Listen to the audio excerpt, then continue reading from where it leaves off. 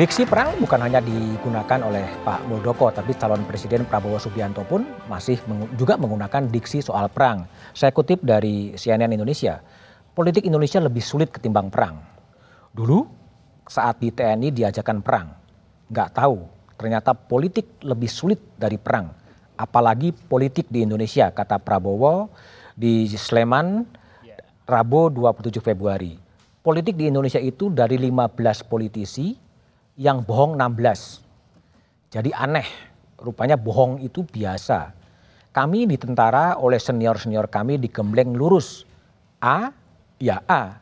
B, ya B, kata Pak Prabowo. Mas Priyo, juga digunakan diksi perang oleh Pak Prabowo yang kebetulan juga berlatar belakang militer gitu. Apa sebetulnya yang mau dimaksudkan ini? Yang sulit apa politik ini? Perangnya atau gimana sebetulnya dengan politik Indonesia ini? Ini sebenarnya kan sindiran halus tapi sangat tajam dan substantif dari Pak Prabowo Subianto. Beliau tidak bisa curhat kecuali kepada rakyat kan. Bahwa beliau itu sering, begitu baiknya Pak Prabowo itu menanam budi di banyak orang. Mohon maaf termasuk Pak Jokowi, termasuk ini ngomong soal perang ini. Iya. Jadi itu termasuk yang membawa ikut memberikan menanam budi untuk mengorbitkan Pak Jokowi. Kan Pak Prabowo juga. Di antaranya sekian yang punya saham lah ya. Besar kecilnya biarkan publik yang tahu. Tapi memang politik itu kemudian aneh. Nah itulah. Kira curhat Pak Prabowo. Melihat kenyataan ini beliau tidak baper, tapi ya kenyataan. Jadi beliau tetap enjoy saja menikmati ini. Itulah kesimpulannya kenapa kemudian disimpulkan politik di Indonesia itu jauh lebih rumit dibanding dengan mungkin perang. Yang bagi beliau kalau ilmu perang, ya udah siapa yang belum tahu Jenderal. Sulit gimana? Gimana? Politik lebih sulit dari ya karena nggak linear, karena atau nggak bisa bernegosiasi beritu itu mana? Oh bukan itu, tetapi apa yang sudah ditanam dan seterusnya ternyata kemudian menyodok. Kemudian apa yang sudah dianukan baik-baik kemudian melompat. Melebihi dari takaran yang ia bayangkan. Bukan politik seperti biasa gitu itu? Ya berbiasa. Untuk Pak Prabowo mungkin karena beliau terlalu militer gitu ya? Militer dan terlalu lurus saja. Kemudian beliau melihat itu agak kaget juga. Tapi kenyataan itu kemudian semakin maju lagi, memperkaya dan mematangkan beliau. Kalau beliau maju adalah kehendak rakyat. Karena memang takdir mengantarkan beliau maju lagi. Dan kali ini angin perubahan agaknya memihak pada beliau. Dan oleh karena itu jika kemudian rakyat mempercayai, kita ikhlaskan beliau untuk memimpin. Oke, tapi gini, yang menarik juga Pak Priyo, pernyataannya gini, dari 15 politisi yang bohong 16. Kan? 15 yang bohong 16. Nah Pak Prabowo ini ditempatkan sebagai pensiunan tentara atau politisi? Yang bohong yang mana kemudian nih? Jadi beliau, ini kan sekali lagi Mas Budiman, ini kan curhat beliau ya. Curhat beliau, sudah saya baik-baik ditempatkan ini dan seterusnya menyodok.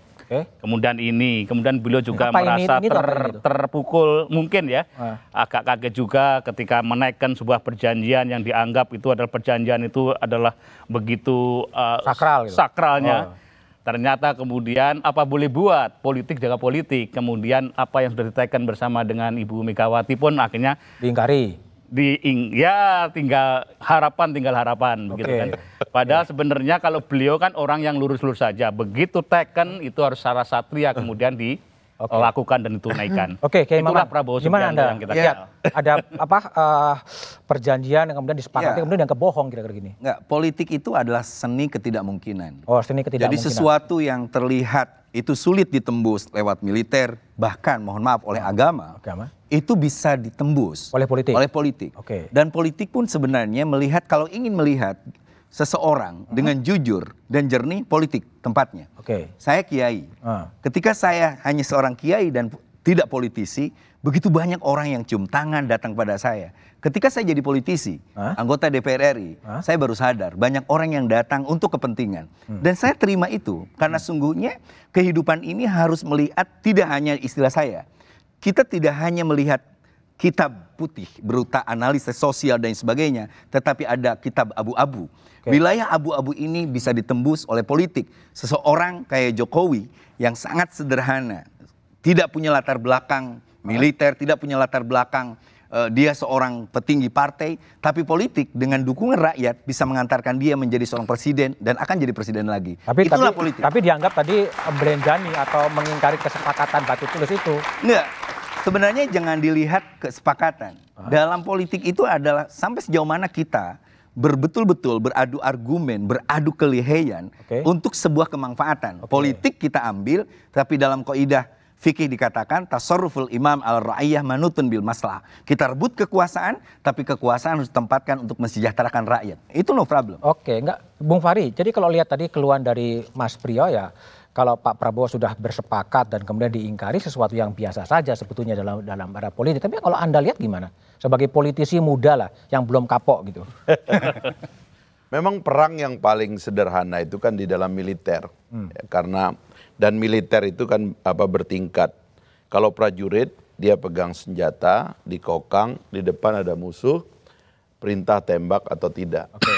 Bunuh atau tidak, dan itu nyawa kan. Makin lama tentu semakin dia jadi jenderal seperti Pak Kiki, semakin mengerti politiknya, strateginya, lingkup daripada persoalannya. Nah di atas jenderal ini kan ada politisi. Makanya dalam konsep supremasi sipil kan, itu apapun sipil adalah pemimpin kaum militer ini gitu. Dan ini yang disebut oleh Pak Prabowo sebagai politisi itu. Jadi Pak Prabowo ini sedang melakukan semacam mobilisasi naik begitu, dan di tengah jalan itu dia rasakan memang ada perbedaannya itu antara militer dan politik. Antara militer apalagi prajurit dengan politisi di atas itu. Nah, dua cara melihatnya. Bisa kita secara sinis mengatakan itu sebuah tipuan, ya, satu ketidakjujuran, satu kebohongan dan sebagainya. Tapi juga bisa kita mensabarinya sebagai satu mekanisme konsensus dalam pengertian yang lebih besar. Karena apapun, semakin kita naik sebagai politisi, yang kita kelola semakin banyak, pilihannya semakin banyak. Dan karena itulah seorang politik itu harus memakai kaedah juga. Kita ini bukan penipu, tetapi juga nggak bisa ditipu oleh penipu. Kira-kira begitu.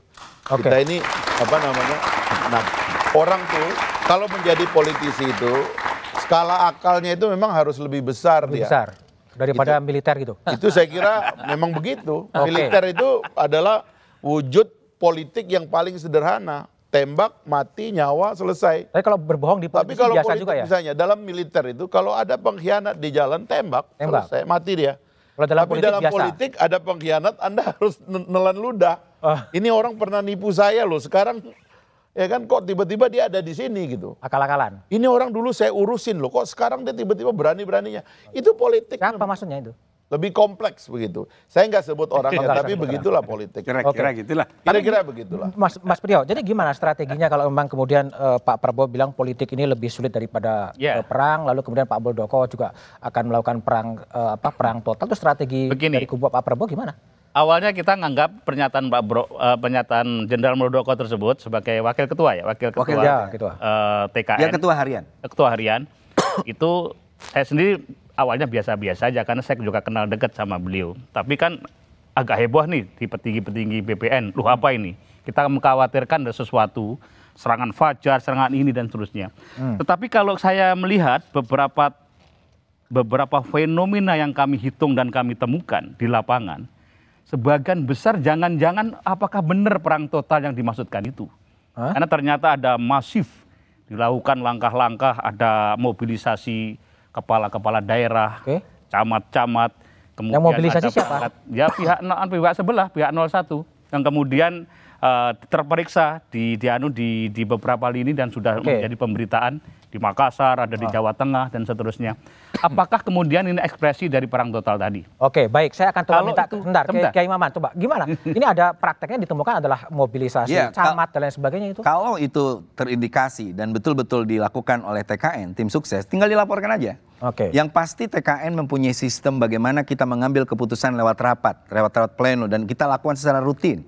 Dan saya orang yang selalu mengatakan bahwa kenapa sampai hari ini survei itu tidak sampai 65%. Masih 60, ada di beberapa tempat bahkan seperti Jawa Barat kita baru 56. Karena Jokowi punya prinsip untuk tidak menggunakan ASN, PNS, TNI, Polri, dan kepala daerah.